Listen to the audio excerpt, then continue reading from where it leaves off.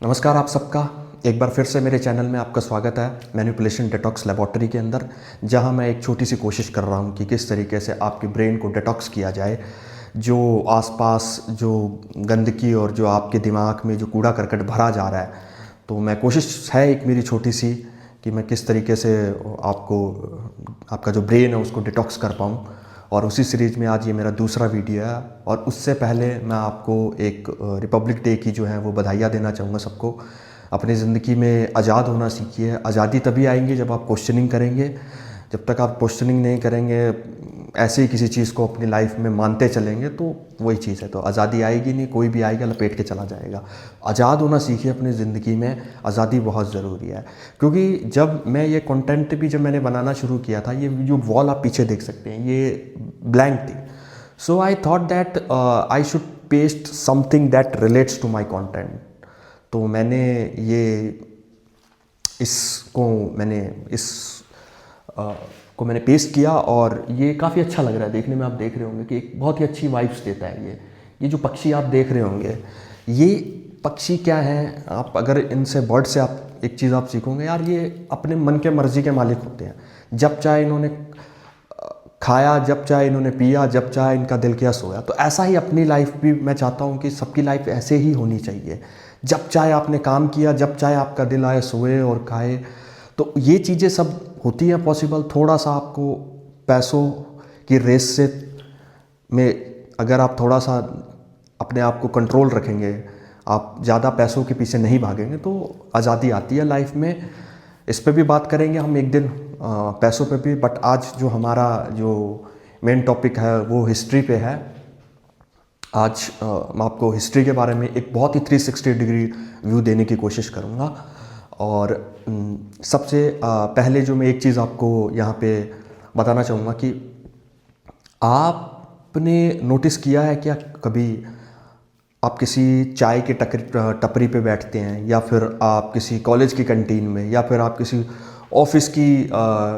किसी ऑफिस के food court में, तो आपने जो चीज़ हमेशा नोटिस करी होगी कि एक डिस्कशन चलती है लोगों के बीच में। आप रिश्तेदारों में बैठ जाओ चाहे, तो हमेशा एक नॉर्मल डिस्कशन चलती रहती है कि यार हमें हिस्ट्री क्यों पढ़ाई जाती है? हमको क्या करना है हिस्ट्री को? कौन कब आया, किसने कब अटैक किया, किसने क्या किया, क्या कॉलोनिज्म पीरियड, हमको अब जो बातें बीत चुकी है उसका हमारे जीवन में क्या वैल्यू है? देखिए, मैं भी पहले इसी तरीके से आपकी तरह ही सोचता था। मैं भी यार क्या इन चीज़ों की वैल्यू है? बट जो आज का जो कॉन्टेक्स्ट है ना, आज के कॉन्टेक्स्ट में मैं बताऊँ, ये चीज़ें बहुत ही ज़रूरी है कि आपको हिस्ट्री पढ़नी चाहिए। क्यों पढ़नी चाहिए, मैं इसका आपको मैं आपको लॉजिक एंड रीजनिंग दूंगा। देखिए, लॉजिक एंड रीजनिंग सबसे पहली जो मैं आपको बताना चाहूँगा कि आपने नोटिस किया होगा इन दिनों ये फाइल्स करके मूवीज़ बहुत आ रही है, और डॉक्यूमेंट्रीज भी बहुत ज़्यादा आती है किसी न किसी पर्सनैलिटी पे, पुरानी पे, है ना। बहुत सारी मूवीज़ आई हैं, अभी देखा होगा आपने, Kerala files, Kashmir files, Bhopal files, Bengal files, और अंडर द पाइपलाइंस भी बहुत सारी मूवी है, like Delhi files, Punjab files.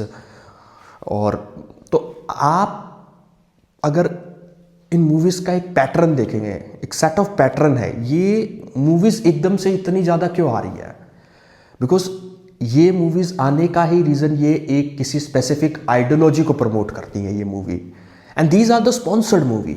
और जो आम जनमानस है वो इस चीज़ को समझ नहीं पाता, एंड वो ब्लाइंडली जाके इन मूवीज़ को देख के आते हैं और ब्लाइंडली इन पे विश्वास भी कर लेते हैं। उन्हें लगता है कि ये बिल्कुल जो मूवीज़ है बिल्कुल एकदम परफेक्ट है, ये चीज़ें एकदम हमारे इतिहास में ये चीज़ें हुई हुई हैं, या हमारे पास्ट में इतिहास में ये सारी चीज़ें, ये जो इवेंट्स हैं ये सब एकदम सत्य पे आधारित है। बट अगर आप ध्यान से सोचो, देखो लाइफ है ना, कभी भी इतनी परफेक्ट नहीं होती जितना इन मूवीज़ में दिखाया जाता है। और ये मूवीज़ जैसा मुझे तो ऐसा लगता है कि इनमें मुझे लगता है सिर्फ कुछ कुछ बातें ही इसमें, कुछ 50% ही रॉ बातें होती है जो थोड़ा बहुत हम कह सकते हैं सत्य होते हैं, बाकी 50% पूरा इसमें जो पूरा फिक्शन डाला जाता है। और जो ब्रेन्स, जो आम जनमानस है, वो इनसे इन्फ्लुएंस हो जाता है और उनको लगता है कि ये मूवीज़ आर बिल्कुल एकदम ट्रू। तो कहने का मुद्दा ये है कि इन मूवीज़ के ज़रिए आपके दिमाग में जहर भरा जा रहा है। आपको समझना है, आपको इन मूवीज़ को अगर आप देखने जा रहे हो तो आप एज एन एंटरटेनमेंट अगर आप देखने जा रहे हो that is no issue. But आप कई बार देखते हो कि आप थिएटर में बैठे हो लास्ट टाइम तक और फिर आपके दिमाग में एक डोपामाइन स्पाइक हो जाता है एंड यू थिंक दैट कि यार ये तो ऐसा सा हुआ था, ऐसा सा हुआ था, और हम उसको विदाउट वेरीफाई और उसको रिसर्च करें ना, हम उसको ब्लाइंडली उसको बिलीव कर लेते हैं। क्योंकि देखो इन लोगों का धंधा है, आप समझिए, द मेकर्स जो है इन सब का धंधा है, ये बिजनेस है उनका, ठीक है, उनका अपना बिजनेस है, उनको पैसे कमाने हैं, उनको कोई फ़र्क नहीं पड़ता पब्लिक की क्या इस पे इम्प्रेशन जा रहा है, पब्लिक की आम जनमानस में क्या मतलब मैसेज जाता है इन मूवीज़ से, और किस तरीके से आपके दिमाग में ये जो जहर है वो घोला जा रहा है इन मूवीज़ के ज़रिए। तो यही मैं आपको बताना चाहूँगा कि आप इन मूवीज़ पे ब्लाइंडली ट्रस्ट मत करो, अपने खुद का विवेक का इस्तेमाल करो, क्योंकि चीज़ें बिल्कुल जिस तरीके से इस मूवीज़ में दिखाई जाती हैं इतनी फिक्स टू फिक्स चीज़ें नहीं होती। तो अच्छी चीज़ मैं आपको एक ही चीज़ एडवाइस करना चाहूँगा, आपको अगर हिस्ट्री के बारे में जानना है तो अच्छी किताबें पढ़िए। इन मूवीज़ पे आप सोच रहे हो कि ये मूवीज़ को देख के मैं सत्य की खोज कर रहा हूँ, इसीलिए मैं बार बार कहता हूँ कि सत्य की खोज करना बहुत मुश्किल काम है, क्योंकि आज का टाइम जो चल रहा है, जो सोशल नेटवर्क और ये चीज़ें, तो मैनिपुलेशन है। तो ये मूवीज़ भी एक माध्यम है, एक मीडियम है to manipulate the people and to set a ideology in the masses में एक आइडियोलॉजी सेट करने के लिए ये मूवीज़ बनाई जाती हैं और लोगों की साइकोलॉजीज बिगाड़ी जाती है, उनके दिमाग में जहर घोला जाता है। और जो मैं बात करता हूँ जो मीडियोकर लेवल्स, जो हमारी 85% जो ऑडियंस, जो हर बार मैं कहता हूँ कि they are mediocre people and they do not have a much IQ to understand these things and to understand these traps। वो इस ट्रैप को समझ नहीं पाते और फिर वो अपने मन में एक धारणा बना लेते हैं और एक आइडियोलॉजी बना लेते हैं। और इसके अलावा एक और चीज़ भी बताना हूँ, ये मूवीज़ स्टेट स्पॉन्सर्ड होती हैं। इसके अलावा मैं आपको एक अच्छा पर्सपेक्टिव देने वाला हूँ, जो हमारी मेजॉरिटी ऑफ द पॉपुलेशंस ने महात्मा गांधी, अंबेडकर, इन पर्सनैलिटीज़ को सिरे से खारिज कर रखा है एंड उन्होंने एक अजम्पशन बना रखी है कि they did not do anything for the country. और ये मोस्टली जो ऑडियंस, जो मैं जिस पॉपुलेशन की बात कर रहा हूँ, ये भगत सिंह के बहुत बड़े फ़ैन हैं। मैं खुद भगत सिंह का बहुत बड़ा फ़ैन हूँ। सबसे पहले तो मैं चीज़ क्लियर कर देना चाहूँ, क्योंकि कई बार जो चीज़ें हैं वो गलत डायरेक्शन में चली जाती है। भगत सिंह के हम जूते की धूल के बराबर भी नहीं है, और भगत सिंह बनना तो बहुत दूर की बात, उसकी तरह सोचना भी बहुत बड़ी बात है ना। तो सबसे पहले हम कहेंगे कि भगत सिंह पे कोई ऐसा कुछ नहीं है। Bhagat Singh was one of the great personalities, एक बहुत ही एक अच्छी पर्सनैलिटी थी भगत सिंह, तो उसको हम एक बार साइड कर रहे हैं। बट हम बात कर रहे हैं आज यहाँ पर महात्मा गांधी और अंबेडकर और भी बहुत सारी पर्सनैलिटीज़ हैं। तो हमने क्या है कि हमारे जो आम जनमानस ने इन पर्सनैलिटीज़ को रिजेक्ट कर रखा है।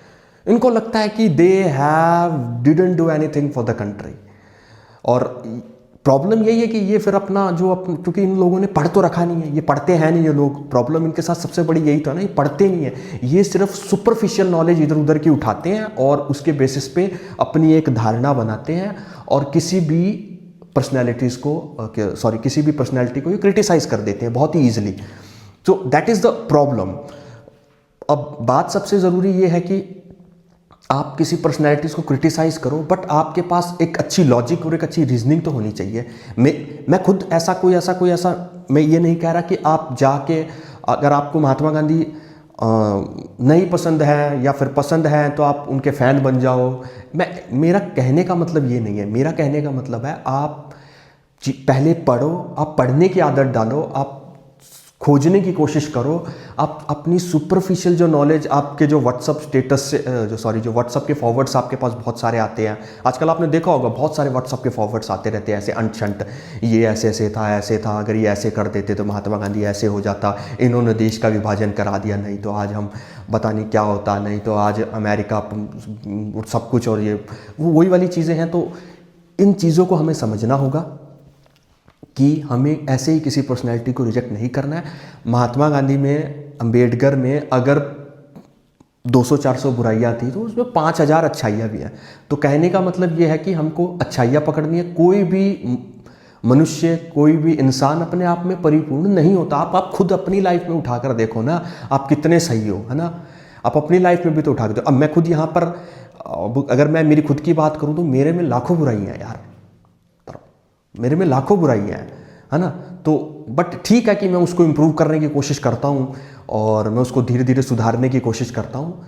तो सब मेरा जो इस बातचीत का जो पूरा मेन मकसद यही था कि यार आपको पढ़ना है, ऐसे ही किसी चीज़ को आपको अपने दिमाग में नहीं बिठा लेना कि एक अपनी जो मतलब जो आप जो सुपरफिशियल नॉलेज जो हमें यहाँ से जो हमारे चारों तरफ हमें जो मिलती है, तो उसको हमें एकदम फिक्स टू फिक्स नहीं मान लेना। हमको अपने खुद का रिसर्च करना है, हमको खुद से खोजना है चीज़ों को, हमको जानना है, हमको अच्छी किताबें पढ़नी पड़ेंगी।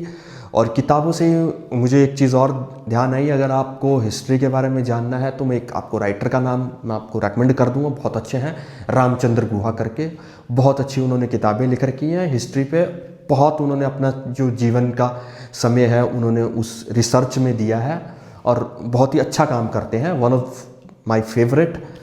मैं प्रमोट नहीं कर रहा मैं उनको, बट जस्ट मैंने आपको बताया है मेरी बेसिक जो मैंने थोड़ा बहुत छोटा मोटा जो थोड़ी बहुत मैंने इधर उधर से जो मैंने उनको थोड़ा बहुत पढ़ा है और मैंने जाना है। तो बहुत अच्छे मतलब हैं रामचंद्र गुहा, आप उनको पढ़ सकते हैं, उनकी किताबों को सुन सकते हैं, उनके वीडियोस भी मिल जाएंगे आपको यूट्यूब पर। तो मैं अब अगले 2-3 मिनट में थोड़ा वीडियो को समराइज़ कर दूं, एक्चुअल में जो message I want to convey you guys आपको पहुंच सके वो। तो सबसे ज़रूरी 2-3 बातें जो मैं आपको बताने वाला हूँ। पहली जो बात मैंने आपको हिस्ट्री से जो मैंने स्टार्ट की थी, देखिए जो मेकर्स हैं वो बहुत छोटे प्यादे हैं, गेम बहुत बड़े लेवल पे चलता है, ठीक है। और जहाँ तक बात है मेडिवल हिस्ट्री जो हमारी जिसको मध्यकालीन जिसको हम हिस्ट्री बोलते हैं हिंदी में, तो उस मेडिवल हिस्ट्री के बारे में चीज़ें पकड़ना बहुत ही मतलब बहुत ही अपने आप में बहुत ही टफेस्ट जॉब है। उन चीज़ों मेडिवल हिस्ट्री को बहुत ज़्यादा घुमाया जाता है as compared to the modern history, because modern history है वो कहीं ना कहीं चीज़ें डॉक्यूमेंटेड हैं उनकी, तो वो कहीं ना कहीं ऑन द पेपर्स हैं वो चीज़ें। तो एक तो सबसे ज़रूरी चीज़ ये है। दूसरी बात, ये लोग जो टेक्स्ट बुक के साथ भी टेम्परिंग की कोशिश कर रहे हैं, वो अपने आप में एक वेरी कंसर्निंग पॉइंट है। इन्होंने अभी कुछ ही साल पहले थ्योरी ऑफ एवोल्यूशन को शायद एनसीईआरटी की बुक से हटाया था। आई डोंट रिमेंबर कितने साल पहले की बात है, 3 साल 4 साल, बट था कुछ कोविड के अराउंड की बात ही थी। बट आपको ये चीज़ कभी मालूम नहीं पड़ी होगी, आपको कभी मालूम भी नहीं चलने देते, बिकॉज ये चीज़ें बहुत ही साइलेंटली होती हैं, क्या हटाना है क्या जोड़ना है। तो ये थोड़ा सा एक कंसर्निंग थिंग है। और ऐसा नहीं है कि ये जो टेक्स्ट बुक के साथ टेम्परिंग जो होती है ये यहाँ पे ही होती है, ये पूरे ऑल ओवर द वर्ल्ड होती है। तो जो जनरेशन की जो आइडियोलॉजी है उसको मतलब बनाने या बिगाड़ने के लिए मतलब इन टेक्स्ट बुक के साथ भी टेम्परिंग होती है। या पीछे किसी एक बहुत बड़े यूट्यूबर का, मैं उनका नाम नहीं लेना चाहूँगा, तो मैं उनकी एक वीडियो सुन रहा था तो उन्होंने बहुत एक अच्छी बात कही। उन्होंने कहा कि जो ब्रिटिशर्स हैं वो अपने जनरेशन को ये कभी थोड़ी ना पढ़ाएंगे कि हमने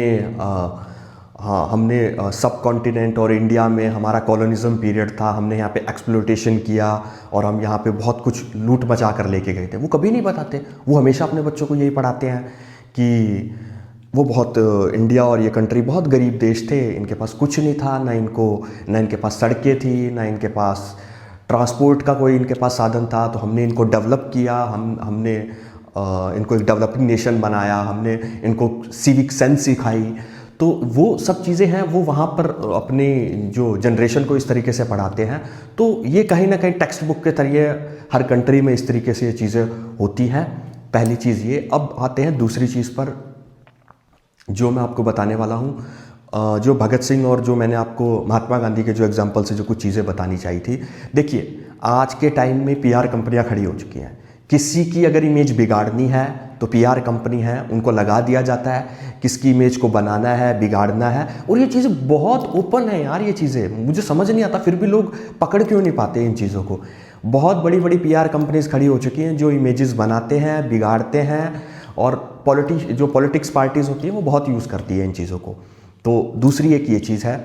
और इसके अलावा बस मैं लास्ट में आपको एक ही चीज़ कहना चाहूँगा, देखो अपने खुद के दिमाग का इस्तेमाल करना शुरू कर दो, ठीक है।